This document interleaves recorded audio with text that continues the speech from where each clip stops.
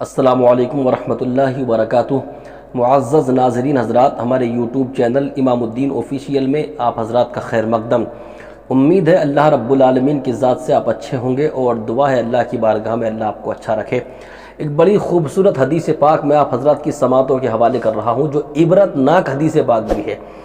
آقا کریم صلی اللہ علیہ وسلم فرماتے ہیں کہ ایک شخص کعبے کے سامنے سر پٹک پٹک کے دعا کرتا رہے، رو رو کے گڑ گڑا کے غلاف کعبہ کو پکڑ پکڑ کے دعا کرتا رہے، لیکن اللہ رب العالمین اس کی دعا کو قبول نہیں فرماتا۔ غلاف کعبہ پکڑ کے دعا کر رہا ہے، حرم پاک میں دعا کر رہا ہے، رو رو کے گڑ گڑا کے دعا کر رہا ہے، لیکن آقا فرماتے ہیں اللہ رب العالمین اس شخص کی دعا کو مقبول نہیں فرماتا۔ آپ کہیں گے وہ کون ہے؟ تو میں نہیں، میرے اور آپ کے آقا فرماتے ہیں وہ شخص ہے کہ جو حرام کی کمائی کھاتا ہے، کیونکہ اللہ رب العالمین اس لیے اس کی دعا کو قبول نہیں فرماتا کہ اس کے جسم پر جو لباس ہے وہ حرام کی کمائی کا ہے، اس کے جسم پر جو گوشت ہے وہ گوشت بھی حرام کمائی سے پنپا ہوا ہے، اس لیے اللہ رب العالمین اس کی دعا کو قبول نہیں فرماتا۔ اگرچہ غلاف کعبہ پکڑ کے دعا کر رہا ہو، اگرچہ رو رہا ہو، گڑ گڑا رہا ہو، چیخ رہا ہو، چلا رہا ہو، لیکن اللہ رب العالمین اس کی دعا کو مقبول نہیں فرماتا۔ کیوں؟ کیونکہ وہ حرام کمائی کھاتا ہے، وہ حرام کمائی سے پنپا ہوا گوشت ہے اس کے جسم پر، حرام کمائی کا پہنا ہوا لباس ہے اس کے جسم پر، اور اللہ رب العالمین کو حرام کمائی پسند نہیں ہے۔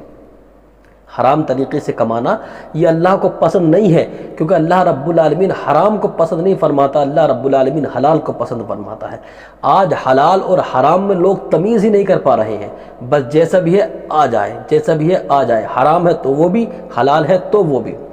یاد رکھیے زندگی چند دن کی ہے، اس طرح سی ہچکی لگتی ہے، اور ابھی آدمی زمین کے اوپر تھا، پتہ چلا 6 گھنٹے بعد زمین کے 6 فٹ نیچے پہنچ گیا، اور جو کچھ کمایا تھا وہ سب کا سب رکھا رہ گیا۔ اس لیے پیارے، حلال کمائیے اور حرام سے بچیے۔ حرام کما کے، حرام کھا کے اگر کعبے کو پہنچو گے تو یقین رکھیے کہ کعبے میں جا کر بھی دعا مقبول نہیں ہوگی، اور حلال کھا کے، حلال کما کے اگر اپنے گھر میں رہ کے دعا کرو گے تو اللہ رب العالمین وہاں سے بھی آپ کی دعا کو مقبول فرما لے گا۔ اس لیے حلال کمائیں اور حرام سے بچیں۔